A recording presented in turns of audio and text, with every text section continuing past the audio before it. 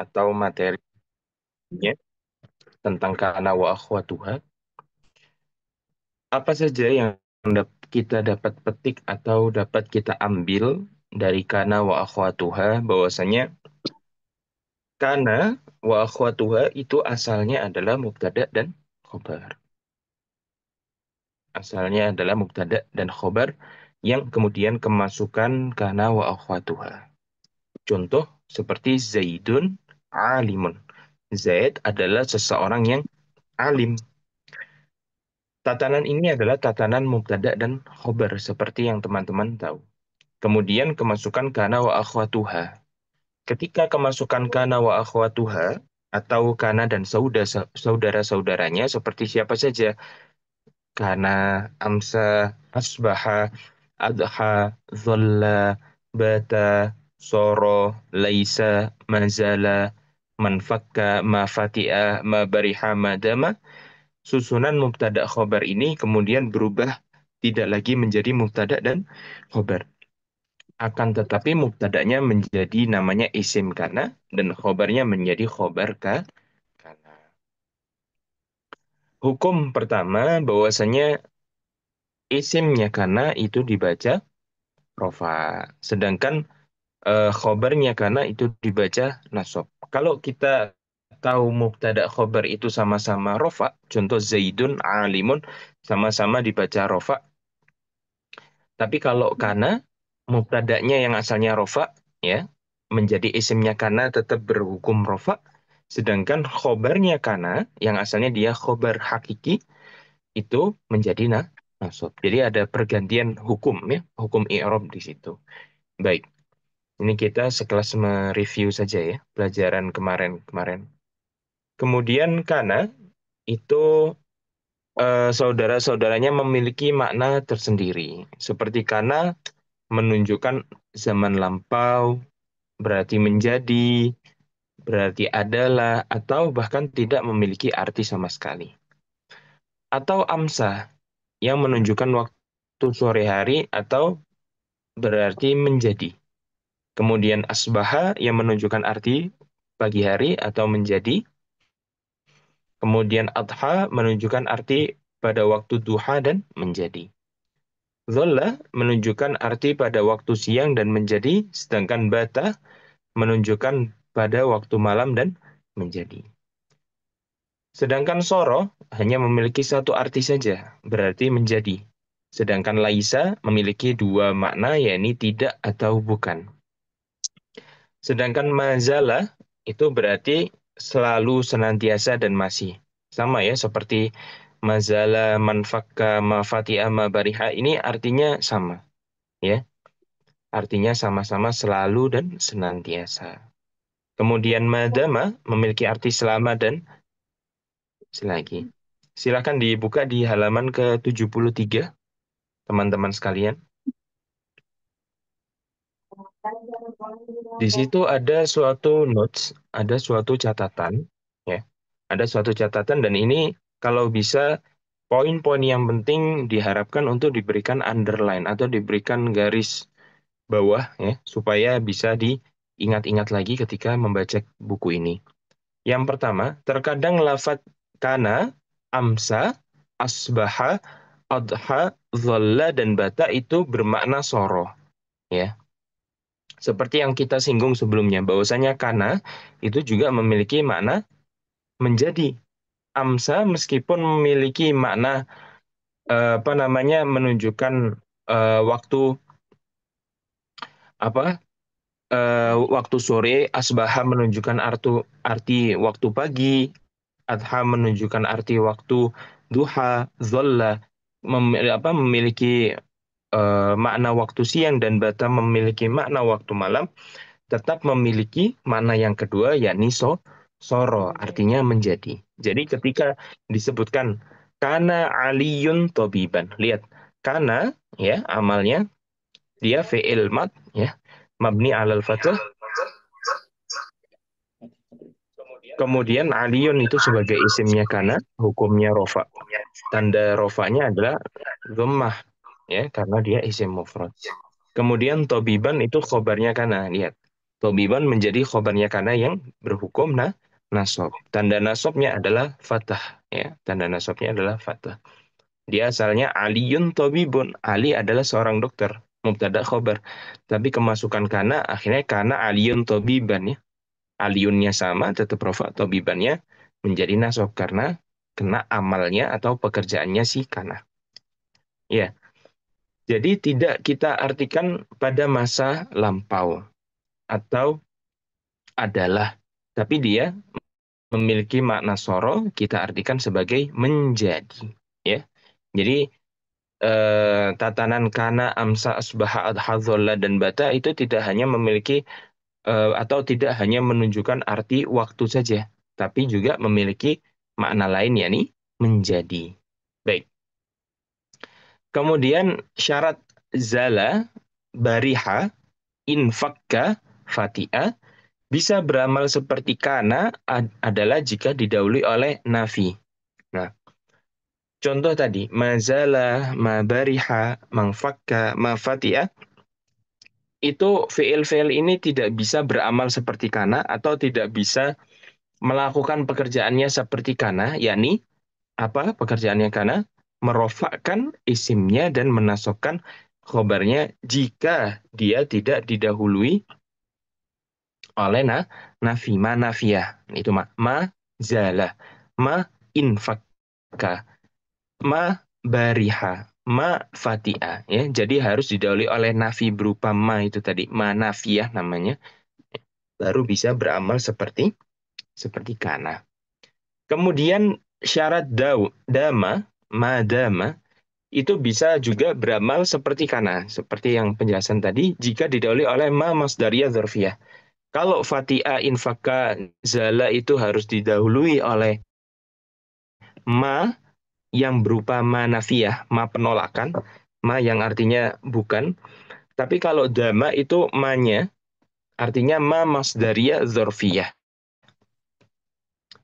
Ma masdariyah dzarfiyah adalah ma yang menjadikan kalimat setelahnya bisa ditakwili masdar.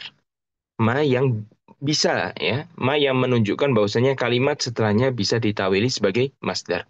Sedangkan kalimat dzarfiyah adalah ma yang pengganti sebagai pengganti dari dzaraf atau artinya muddah ya. Contoh kalimat huwa masrurun madamat. Lihat, madamat. Ketika ada madamat ya harus didahului kata ma. Ma-nya di sini bukan nafiyah lagi. Sekali lagi, tapi ma masdariyah dzarfiyah. Yang mana isim setelahnya bisa ditawili sebagai masdar. Ya, artinya muddatah ya. Madamat zaujatuhu farihatan. Ya, karena dia didahului ma, akhirnya dia beramal seperti kana, merofakkan isimnya dan menasabkan khobarnya. Madamat zaujatuhu, isimnya dama ya, dibaca rofa, tanda rofanya dhammah. Farihatan, khobarnya dama, dibaca nasab, tanda nasabnya fathah. Kemudian ditakwil sebagai sebagai masdar, madamat menjadi muddata dawamiha. Muddata dawamiha farihata ya. Simple tapi apa namanya? Memang butuh ketelitian yang tinggi dan butuh namanya mumarosah ya. Jadi tidak bisa kita belajar satu kitab nahu ibarat kita jurumiyah, belajar jurumiyah terus kemudian kita berharap langsung bisa baca kitab atau langsung ini ya pastinya butuh latihan yang banyak, butuh waktu yang banyak karena apa namanya mungkin belum saya singgung sebelumnya disebutkan dalam syair Arab itu yang dikatakan oleh Imam Syafi'i dalam kitab diwannya Diwan Syafi'i, akhi lan tanalal ilma illa bisittatin saukhbiruka an majmu'iha bibayanin zakaun wa hirsun wa ijtihadun wa bulghatun wa irsyadu ustadin wa tulu zamanin. Jadi syarat untuk memperoleh ilmu, syarat untuk kita bisa apa namanya menjadi orang alim atau menjadi orang yang berilmu itu ada syarat-syaratnya juga ya. Yang dikumpulkan oleh Imam Syafi'i menjadi 6 syarat atau 6 poin. Yang pertama adalah zakat ya, cerdas, harus apa namanya fokus ya, fokus. Jadi kalau kita belajar itu memang harus fokus nih, nggak usah mikir hal-hal lain yang tidak berhubungan dengan pelajaran kita.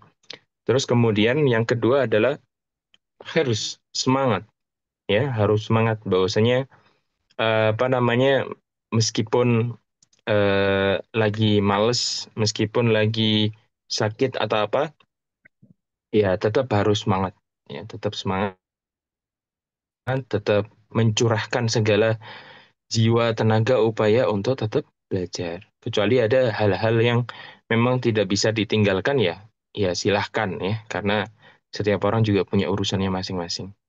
Terus yang ketiga adalah ijtihad, bersungguh-sungguh. Kalau memang kita pengen bisa bahasa Arab, ya, misal pelajaran bahasa Arab cuma sekali dalam seminggu, pasti tidak cukup. Kalau misalnya targetnya untuk bisa bahasa apa namanya, bisa apa namanya, bisa bahasa Arab dalam 1 tahun, ya tentu tidak cukup hal itu.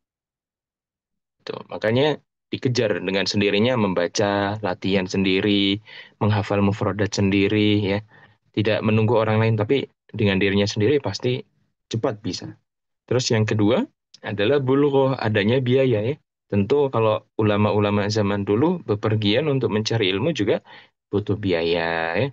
Naik perahu atau misalnya menjelajahi gurun pasir pasti butuh makan, minum juga butuh biaya. Kemudian irsyad ustadz, ya. Karena man la syaikha lahu fasyaikhuhu syaiton.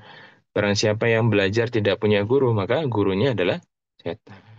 Jadi ya harus belajar benar-benar kepada guru, mulazamah, ya, muraqabah dengan beliau untuk ditunjukkan apa sih yang betul, apa sih yang salah, kemudian tulu zaman waktu yang lama, ya. Ulama-ulama belajar nahwu eh, bertahun-tahun, berpuluh-puluh tahun untuk mencapai level tertinggi dalam ilmu nahwu untuk faham kalimat bahasa Arab, ya. Terus kemudian kita belajar 6 bulan, terus tiba-tiba saya langsung bisa bahasa Arab, ya. Tentunya kita malu dengan para ulama-ulama zaman dulu yang mengerahkan waktu yang lama untuk belajar bahasa Arab, sedangkan kita belajar bahasa Arab berapa bulan terus bisa, ya. Itu ini mustahil, ya, mustahil. Mustahil apa namanya? Adatan, bukan aklan tapi adatan. Nah, karena kemudian poin kana dan saudaranya, ya, kana wa akhwatuha dan yang lainnya itu bisa ditasrif. Ditasrif ini baik tasrif luwawi atau istilahi. Karena kita belajar nahwu, jadi tidak kita bahas secara lengkap masalah tasrif di sini. Secara sempurna baik madhi, mudoreknya, dan amar.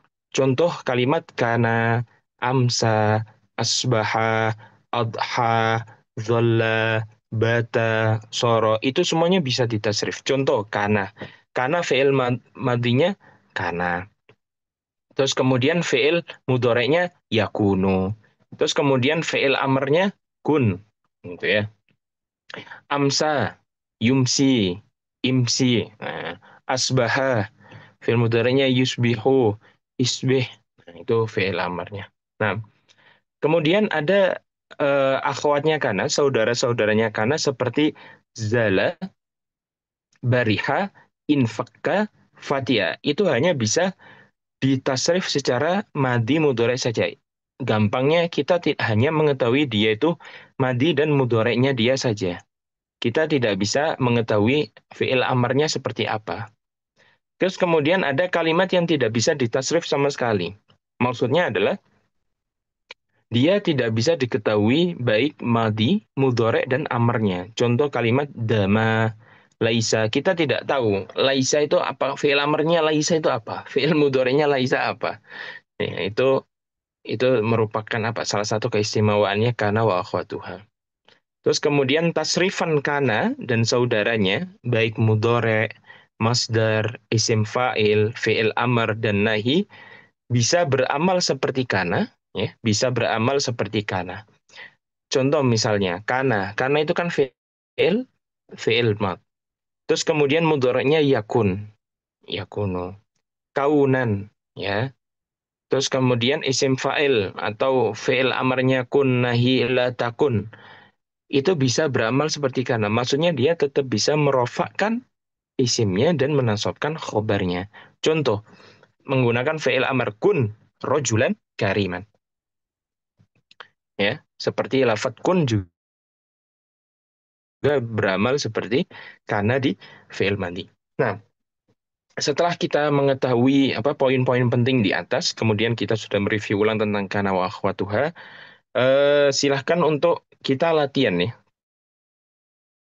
Kita latihan sebentar. Silakan untuk masing-masing peserta menyiapkan dirinya. Kita silakan dibuka di halaman 74. Halaman 74.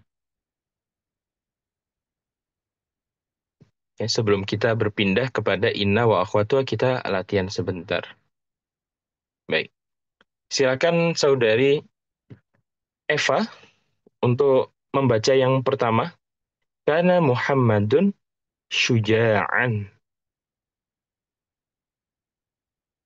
Silakan saudari Eva.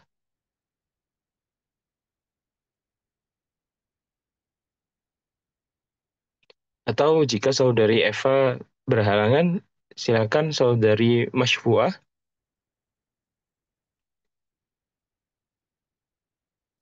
Ya, Ustaz. Dicoba dulu, Ustaz. Kana Muhammadun syuja'an. Silakan dibaca di mantu. Baik. Kana, kananya apa? Kananya? Fi'il.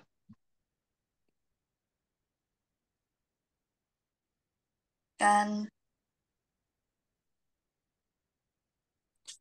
Kana, fi'il.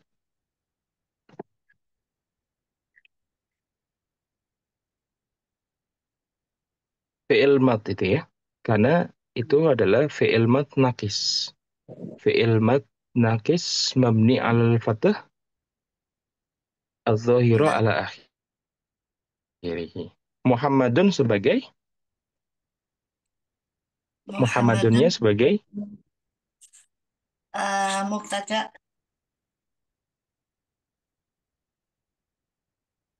mubtada Ustaz. eh, oke. Mubtada, mubtada. Syuja'annya Khobar. khobar. Khobar. Oke. Baik, terima kasih saudari Masyfu'ah.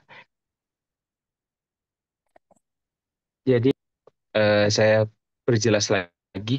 Gini, ketika ada kana wa akhwatuha sebelumnya, ya, ketika ada kana wa akhwatuha sebelumnya, ya, sebelumnya ada kana, itu tatanan apa namanya, isim-isim itu adalah sebagai jumlah ismiyah atau mubtada dan khobar. Akan tetapi ketika masuk kana wa akhwatuha, contoh Muhammadun syuja'un. Muhammad adalah seorang pemberani. Muhammadnya asalnya adalah mubtada, isim yang berada di awal kalimat. Kemudian syuja sebagai khobar, adalah sebagai pelengkap dari makna Muhammad. Akan tetapi ketika masuk kana wa akhwatuha, yang asalnya mubtada ini kemudian menjadi isimnya kana. Oh, Syuja'an yang asalnya khobar dari Muhammad menjadi khobarnya kana. kebanyakan. Kemudian Muhammad syuja'un itu sama-sama rofa. Muhammadnya rofa, syuja'nya rofa. Ketika masuk kana, ya, karena kana ini merofakkan isimnya dan menasobkan khobarnya, akhirnya Muhammad tetap bentuknya rofa, syuja'an bentuknya menjadi nasab. Apapun itu, karena wa akhwatuha itu konsepnya nanti seperti itu. Ya, baik. Terima kasih Berarti ini saudari tadi Masywa. Silakan saudara Valen. apa apa Ustaz Gimana, saudari Masywa? tanya. Tapi ini tadi menjawabnya Iya, gini ya. Muhammadun itu ada isim kana gitu. Sujaan isim khobarnya kana. kana gitu. Iya, isim kana. Khobar kana. Syu- Betul. Khobar kana gitu. Oh, iya, jazakumullah Jadi khairan Ustaz. cara mengi'robinya, ya khobar kana. Wa iyyakum. Jadi kalau kita mau mengi'robi secara lengkap, kana, fi'il, mad, nakis, fi'il, mad, nakis, mabni, alal fathah karena semua fi'il mad pasti mabni alal fathah. Kemudian wasukina atau wadumma itu nanti di kitab selanjutnya. Alal fathah adz-dzahira ala akhirih. Muhammad bukan lagi menjadi fa'il dari fi'il kana, ya. Karena di sini tidak dianggap sebagai fi'il. Bukan lagi menjadi mubtada, tapi menjadi isim kana. Isim kana marfu wa alamatu rafi adz-dhamma adz-dhahira ala akhirih li'annahu ismil mufrad. Nah, syuja'an khobar kana mansub wa alamatu nasbihi al-fathah adz-dhahira ala akhirih. Ya, jadi Muhammadnya tidak lagi menjadi mubtada, tidak lagi menjadi fa'il, tapi menjadi sebagai isimnya kana. Syuja'an, ya asalnya syuja'un, tapi dibaca syuja'an karena dia kena amalnya kana, kena nasab. Baik, silakan saudara Valen membaca yang kedua, asbahal hisanu ja'ian. Asbaha al hisanu ja'ian. Jikalau saudara Valen berhalangan, silakan saudari Nafidah.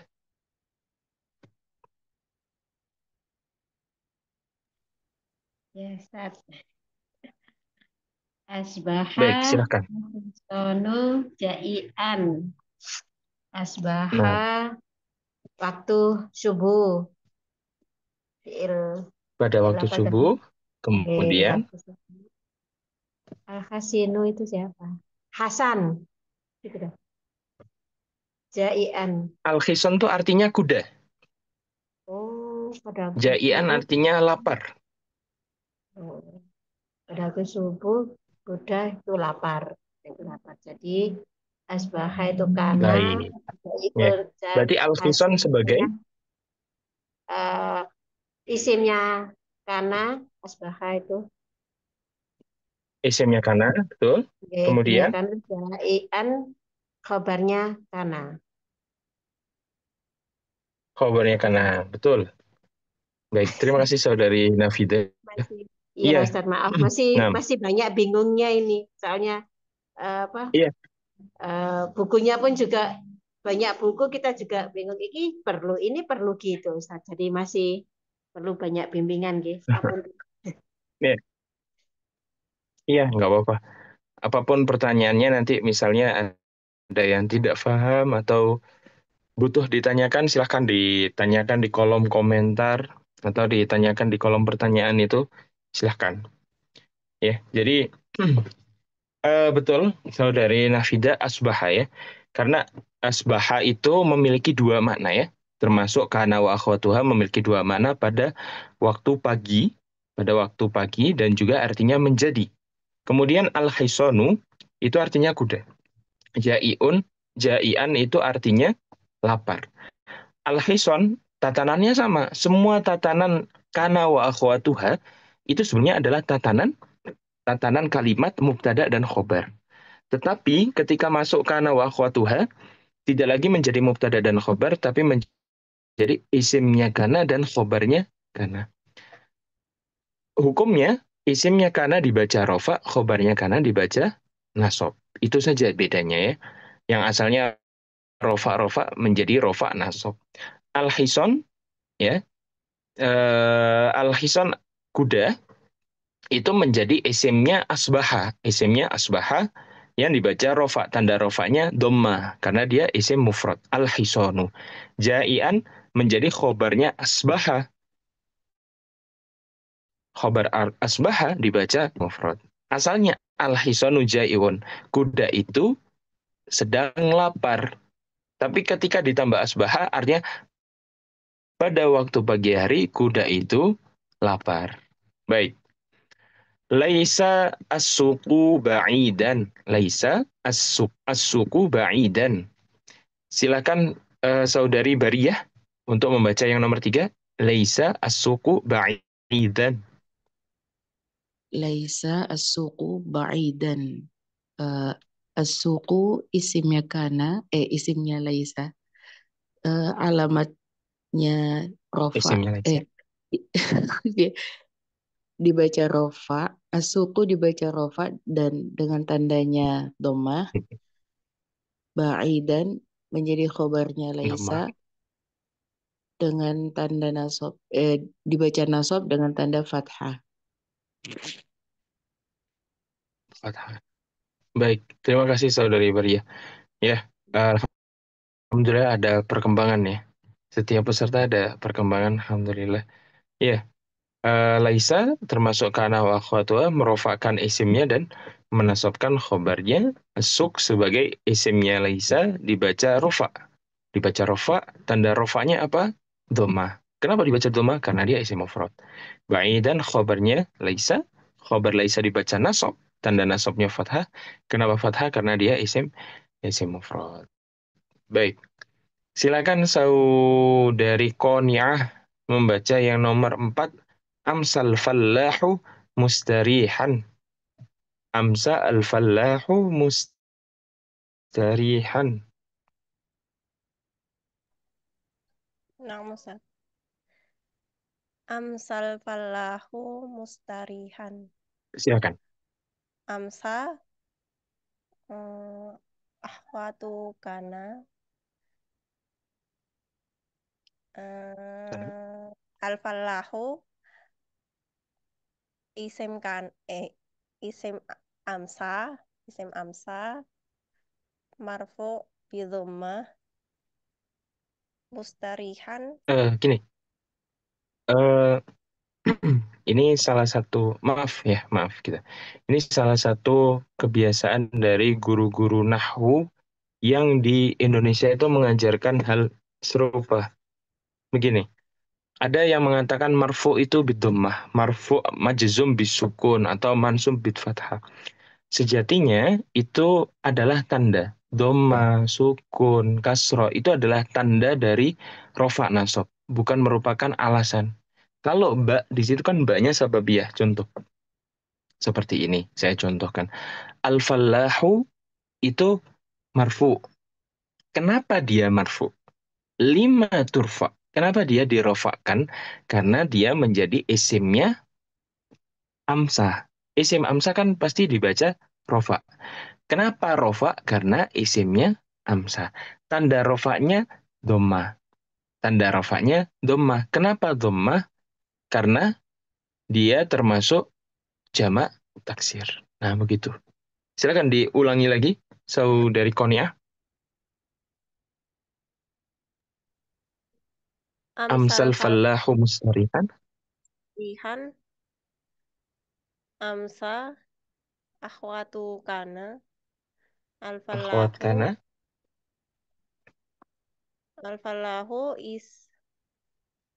ismu amsa Isim. Mm-mm. eh,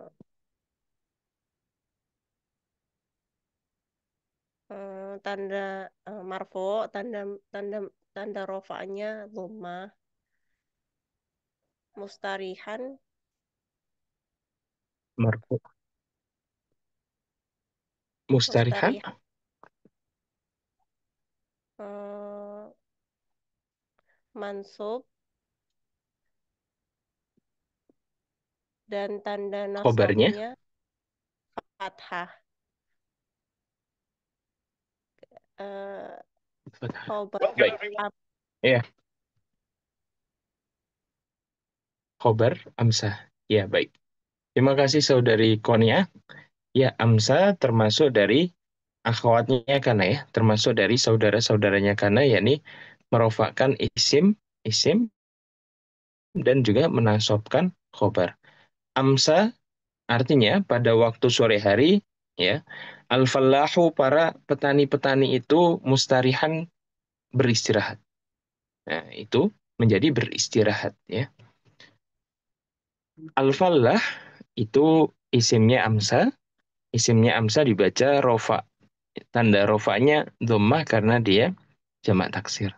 Mustarihan itu khobarnya amsa. Khobar amsa dibaca nasab, tanda nasabnya fathah karena dia isim mufrad. Baik. Sorot Hadijatu Tobibatan. Sorot Khadijatu Tobibatan. Silakan saudara Imam Sya'roni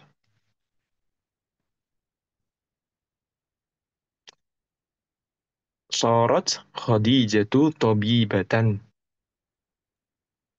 Ya, Silakan saudara Imam. dua. Sorot Khadijatu Tobibatan. Eh, Khadijah isimnya Sorot, Tobibatan khobarnya Sorot. Ya, sorot. Khadijah dibaca Rofa, Naam. Khadijah dibaca apa? dibaca Rofa, tanda rofanya isimnya Dhammah, Tobibatan dibaca nasab, tanda nasabnya Doma. Fathah. Kenapa Doma?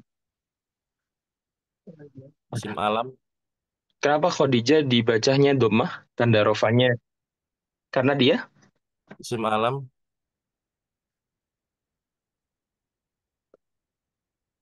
isim isim, menjadi isimnya Sorot.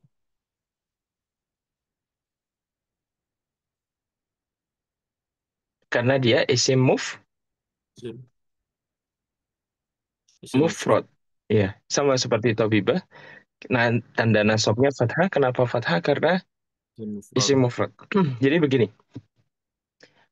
ketika apa namanya? Ketika kita ditanya alamat nasab, alamat rofa itu pernah saya jelaskan sebelumnya. Jadi kita melihatnya posisi dia, posisi jumlah dia. Apakah dia isim mufrad? Apakah dia isim tasniyah yang menunjukkan arti dua orang? Apakah dia jamaknya muzakkar salim atau muannas salim atau bahkan jamak taksir? Nah, ini kita tahu tanda rofa itu dari situ. Jadi ketika menjawab apa namanya, misal isim kana marfu adalah rofa. Tanda rofanya apa? Dhammah. Kenapa dia dhammah? Karena dia isim mufrad. Nah, Tobibah, khobarnya kana misal. Khobarnya kana mansub atau nasob. Ya, hukumnya nasob. Kenapa nasob? Tanda dia nasab apa fathah? Kenapa dia fathah? Karena dia isim mufrad. Ya, terima kasih saudara Imam. Ya. Tapi memang menurut saya bahwasanya nahwu itu butuh memarosah, pembiasaan. Jadi kalau misalnya kita, oh seperti ini ya, nanti akhirnya kita ada progres, kemudian diubah dikit demi sedikit. Memang tidak bisa apa ya, kalau kita bilang itu langsung secara signifikan ada ya perubahan, wah kita langsung alim nahwu, kita alim i'rab, tidak, saya tidak bisa menjamin itu. Tapi kalau misalnya teman-teman apa namanya sering latihan, terus kemudian sering mengkoreksi diri sendiri, misalnya, oh ini kesalahannya di sini, oh tanda cara bacanya gini, cara mengirobnya gini. Apa kalau misalnya ada pembiasaan seperti itu ya insya Allah sedikit demi sedikit pasti pasti apa namanya sudah berada di jalur yang benar untuk mempelajari ilmu nahwu. Makanya di pondok pesantren itu kita tidak hanya untuk apa namanya belajar ilmu nahwunya saja. Kitab Jurumiyah, Mutamimah Syarah Jurumiyah, Imriti, Alfiyah, Syarih Ibnu Aqil dan lain sebagainya. Tapi kita tidak hanya membaca atau memahami kitab-kitab nahwu tersebut, tapi kita mempraktekkannya di kitab-kitab lain. Contoh misal, ketika kita mendapatkan nahwu bahwasanya isimnya kana rofa, khobarnya kana itu pasti mansub, nasab. Akhirnya kita ketika membaca kitab lain, misalnya kitab hadis, kitab tafsir, kitab apapun ya, misalnya seperti ini. Contoh kalimat silakan dibaca di halaman 74. Contoh misalnya, yauma yakunun nasu kal farashil mabthus. Setelah kita mempelajari ilmu nahwu yang sedemikian rupa gitu ya, setelah kita mempelajari kana wa akhwatuha gitu, kita mempelajari kana itu merofakkan isim, terus kemudian menasabkan apa namanya khobarnya. Terus kemudian kalau kita pengen mempraktekkan ilmu nahwu kita ya kalau bisa jangan di ilmu apa namanya kitab nahwu, tapi di kitab-kitab yang lain. Seperti ketika saya mengajar apa namanya? Mengajar tafsir misal. Tafsir misalnya surat Al-Qari'ah. Yauma yakunun nasu kal faroshil mabthus.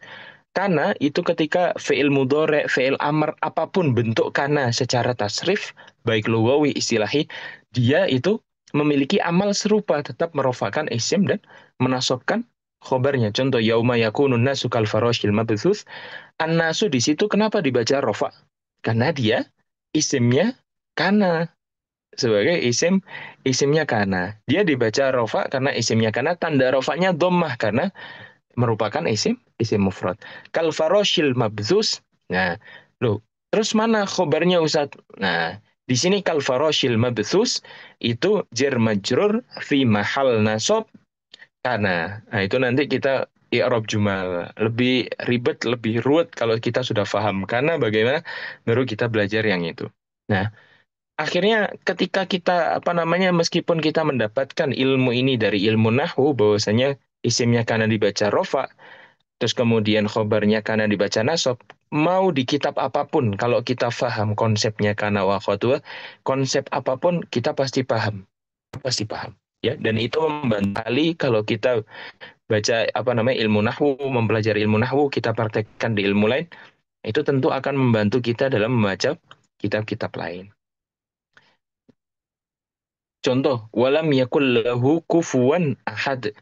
Ya, walam yakun. Nah, yakun di situ kan apa namanya majzum ya bidukhuli lam itu amil jawazim lam, yakun lahu kufuwan ahad, ya ahad di situ sebagai isimnya kana, isim kana marfu, ya kufuwan sebagai khobar kana muqaddam, ya khobar kana makanya dibaca nasab kufuwan, tapi ahadun tetap dibaca ahadun karena rofa, ya dan rofa sebagai isimnya karena muakhor. Nah itu apa itu kalau kita pahami betul ilmu nahwu tentu itu akan membantu kita dalam mempelajari ilmu-ilmu yang lain, baik tafsir, baik hadis, ya. Jadi usahakan teman-teman itu ketika misalnya mendapatkan apa ya mendapatkan satu konsep di ilmu nahwu, oh inna itu seperti ini ya amalnya, karena seperti ini.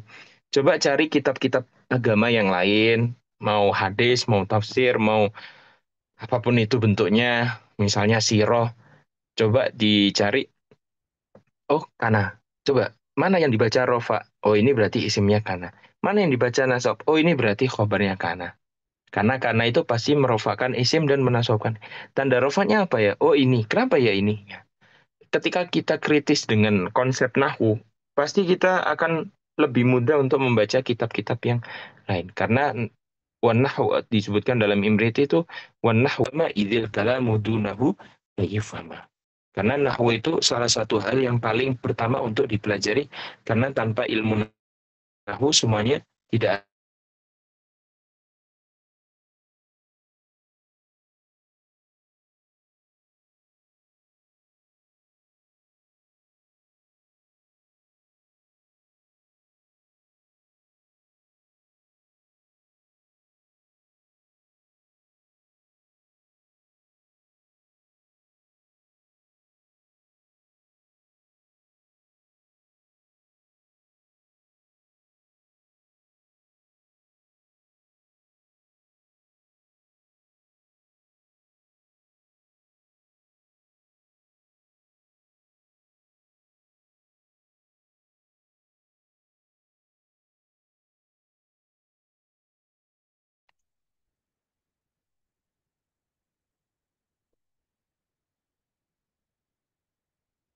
Ya, silakan saudara Misbahul Munir untuk yang nomor 6.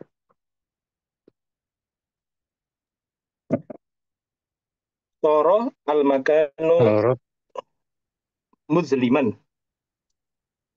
soro al-makanu muzliman. Soro akhwatu kana, al-makanu isim kana marfu'un bi alamati dhammah karena isim mufrad muzliman khobar kana bi alamati nasab Obarkan. ya bi alamati fathah. Tanda nasabnya. Fathah Kenapa fathah?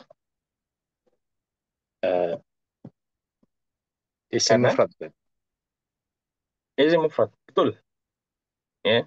Soro adalah akhwatnya kana merofakan isim dan menasabkan khobar. Obat. Al-makanu menjadi isimnya soro, marfu, atau dibaca rofa. Kenapa? Karena dia isimnya soro. Ya. Tanda rofanya dhamma karena dia isim mufrad. Muzliman itu adalah khobarnya soro dan dibaca nasab. Tanda nasabnya fathah karena dia Isim mufrad. apa? Isim mufrad. Ya, betul. Ya, alhamdulillah. Ya. Artinya pasorol makan muzliman, ya, tempat itu menjadi, lihat, tempat Gelap. itu menjadi gelap. Jadi gelap. Baik. Soro karena soro itu artinya menjadi, ya. Soro yasiru. Nah, silakan dari Citra hari ini.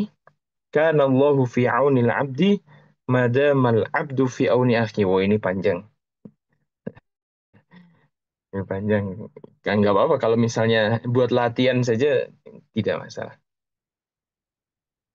Kana Allahu fi aunil abdi madamal abdu fi auni akhi. Ini berarti ada dua amal, ya. Ada kana dan madam. Silakan saudari Citra hari ini, atau mau ambil yang 8 saja, silahkan. Wa kana Allahu aliman hakiman.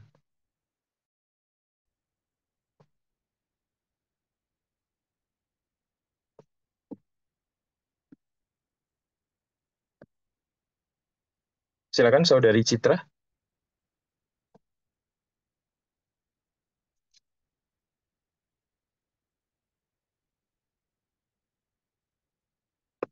Kalau saudari Citra berhalangan, silakan saudara Bahrul Ulum.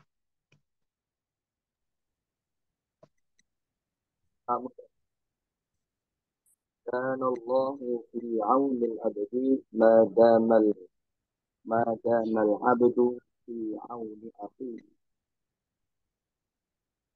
كان الله karena Nah, Allahu sebagai isimnya karena baca rofa alamat rofanya doma karena menjadi isim itu. Di aunil abdi merupakan kabarnya karena dibaca cer karena dibaca cer karena cer majrur tanda gernya kasro menempati tempatnya mansub majamal abdi majamal abdu al abdi merupakan isimnya saudaranya karena dibaca rofa tanda rofanya doma karena menjadi isim mufrad fi auni akhihi merupakan makhobarnya madama dibaca menempati tempatnya nasab dibaca jar karena jar majrur. Itu ya. baik. Iya. Eh, ini memang agak panjang. Agak panjang, dan kita tadi belajarnya itu khobarnya kana itu pasti isim mufrad, ya. Dengan fathah. Memang agak-agak, apa namanya, contohnya ini agak-agak susah, ya. Jadi begini. Kana sama, ya. Kana fi'il mad naqis mabni alal fathah ala akhirih, ya. Fungsinya, faidahnya merofakan isim dan menasabkan khobar. Allah itu sebagai isimnya kana marfu, rofa dibaca rofa, tandanya dhamma karena dia isim mufrad. Tatanan fi'aunil abdi itu kan tatanan syibh jumlah jar majrur. Jar majrur. Kalau kita mau mengikuti ini untuk mengi'rabi fi'aunil abdi, biasanya kita dalam mengi'rab itu syibh jumlah jar majrur, syibh jumlah jar majrur fi mahal nasbin khobar kana. Meskipun dia jar majrur, ya. Jar majrur itu apa namanya? Kalau kita tadi itu taunya hakiman, syujaan, itu isim mufrad fathah gitu. Ini kan nggak bisa dibaca fathah karena jar fi auni al abdi, nggak ada fathah-fathahnya. Jadi kita takdirkan jar majrur ini fi mahal nasab, seakan-akan berada dianggap nasab sebagai khobarnya kana. Madama, madama al-abdu, madama ketika ada ma masdariyah dan ma dzarfiyah, maka al-abdu sebagai khobarnya, sebagai isimnya madama, ya, dibaca rofa, tanda rofanya dhammah, karena dia isim mufrad. Fi auni akhi sama ya, syibah jumlah jar majrur, ya, fi mahal nasbin khobar kana. Ini insya Allah kita pelajari di kitab-kitab selanjutnya. Ini karena i'rab jumlah memang agak memusingkan, memang agak memusingkan. Ya, tidak tidak masalah, tidak masalah. Tapi sebuah sebuah latihan saja buat teman-teman. Nah, ini ada karena waktunya 5:46. Silahkan kalau misalnya ada yang mau bertanya di kolom obrolan, eh izin bertanya. Tadi kalau karena kan i'rabnya dia fi'il madhi. Kalau laisa i'rabnya apa? Oke. Sudah disinggung ya. Sudah disinggung bahwasanya kana itu bisa ditasrif seperti secara sempurna mati mudhari amr kana yakun kun itu seperti amsa, asbaha, adha, dhalla, bata, soro dan lain sebagainya. Zala ketika zala dan bariha, infaka dan fatia itu tasrifnya sebagai madi dan mudhari saja, kecuali dama dan laisa. Begini, eh, apa namanya? Laisa, ketika kita mau mengi'rabi laisa, itu juga sama, namanya fi'il mad nakis, mabni alal fath. Ya, fi'il mad. Jadi sama, karena cara mengi'rabi kana dan cara mengi'rabi laisa itu fi'il, karena dia fi'il. Ya, laisa itu bukan isim. Laisa sama seperti kana, fi'il. Kemudian posisinya mad. Maldi, maldi, fi'il mat. Kemudian dia nakis, nakis ajwaf itu tasrif, nggak usah kita bahas. Fi'il mat nakis. Semua fi'il mat itu pasti mabni alal fathah. Meskipun nanti didomahkan, meskipun nanti disukunkan. Asalnya adalah mabni alal fathah adz-dzahira ala akhirih. Ya, jadi laisa fi'il mat nakis seperti kana. I'rabnya seperti kana, fi'il mat nakis. Bedanya, kalau kana itu bisa ditasrif kana yakunu kaunan, terus kemudian ila akhirihi kun la takun. Tapi kalau laisa itu tidak bisa dimudorek dan amr. Nggak ada laisa lis gitu, nggak ada. Laisa aja ada. Bedanya itu saja. Mengiropinya fi'il mat naqis, ya, saudari Konia. Tapi tidak bisa ditasrif menjadi mudorek atau amr. Bedanya itu saja. Silakan, saya beri waktu 1 menit lagi. Ya, fi'il nakis. Ini pembahasannya tasrif ya, pembahasannya tas, tasrif ya. Fi'il nakis, ya ini sebagai nakis itu apa ya? Kalau misalnya Allahumma sholli ala Muhammad. Apa ya? Allahumma sholli ala. Saya nggak tam. Tidak tam tuh bukan dijelaskan di sini karena itu apa? Contoh misalnya gini. Karena terus kemudian asbaha, laisa, itu semuanya fi'il nakis. Gampangannya gitu. Karena pembahasan fi'il nakis ini ada apa ya? Kita bahasnya nanti di masalah tasrif. Ada fi'il nakis, ada fi'il ajwaf dan lain sebagainya. Ya, bukan tempatnya di sini. Bukan tempatnya di sini untuk menjelaskan fi'il nakis itu seperti apa. Tapi kalau misalnya ditanya contohnya fi'il nakis itu seperti apa? Fi'il nakis itu seperti karena wa akhwatu itu semuanya fi'il nakis. Nah, ya. Afwan Ustadz, Iya, silakan. saya pernah mendengar kali ini apa kata fi'lun nasih, kayak yang kana dan akhwatuha, laisa itu, eh, apa tadi kan disebutkan bahwa dia adalah fi'lun naqis. Nah, apakah dia Mm-mm. juga masuk kepada fi'lun nasih? Nasih itu maksudnya kalau yang pernah kami dengar, eh, apa Mm-mm. kenapa dikatakan fi'lun nasih, karena dia kayak merusak apa istilahnya? Kalau kayak mubtada khobar Tatanan. kan Iya, ya tatanan. Kalau mubtada khobar kan mubtada iya. dan khobar itu sama-sama marfu. Tetapi ketika dimasuki dengan fi'lun nasikh, maka dia merusak tatanan itu Hmm. yang harusnya misalnya kayak isimnya itu harus apa isim kayak mubtada itu dia marfu, malah dia menjadi apa bukan apa khobar ya khobar yang awalnya menjadi Khobarnya marfu asalnya itu rafa menjadi nasab. nasab karena dimasuki dengan fi'lun nasib itu. Apakah sama itu Ustaz? Hmm. Iya. Penyebutannya memang beda-beda, tapi juga bisa. Saya juga pernah dengar bahwasanya dia fi'il nakis, fi'il nasih, sama seperti artinya. Nasih itu artinya kan menasah atau merubah, ya, artinya merubah. Jadi memang kana wa akhwatuha itu disebut juga fi'il nasih karena dia merubah posisi awalnya. Yang asalnya posisi awal khobar kana wa akhwata itu rofa, kemudian menjadi nasab. Jadi merubah posisi saja. Ya bisa dibilang seperti itu.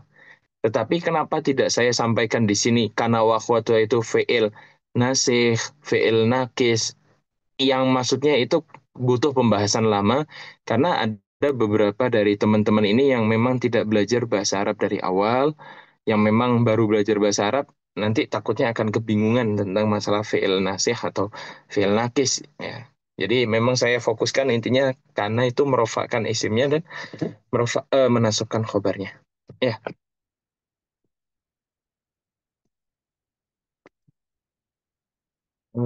nah mungkin mengerjakan soalnya sesuai instruksi saja. Oh iya, iya, makanya saya tadi tentang wakanallahu fi aunil abdi madamal abdu fi auni akhi itu memang itu saya cuma untuk menguji saja ya. Tapi itu sebenarnya pembahasannya memang agak susah. Itu pembahasan yang mungkin di kitab selanjutnya, di kitab yang lebih tinggi tentang i'rab jumal ya. Jadi memang yang perlu dipahami seperti isim mufrad saja ya. Yang dibacanya dhamma, dibacanya fathah. Kalau i'rab jumal fi mahal itu memang agak susah, memang butuh penjelasan yang lebih apa intens, butuh waktu yang lebih lama untuk membahasnya. Ya, ya, eh, apa namanya? eh Ya, insya Allah di pertemuan selanjutnya kita bahas inna wa akhwatuha. Insya Allah tidak usah direview ya, karena wa akhwatuha karena sudah paham insya Allah ya. Setelah saya lihat tadi apa namanya cara mengi'rabnya sudah lumayan paham, semakin naik ininya apa namanya pemahaman akan kana wa akhwatuha. Insyaallah kita lanjutkan di pertemuan selanjutnya dengan inna wa akhwatuha. Inna wa akhwatuha. Dan insyaallah kalau memberi apa namanya contoh insyaallah kita usahakan yang sesuai konteksnya saja ya. Seperti tadi itu kita hapus karena memang agak membingungkan dan ruwet ya.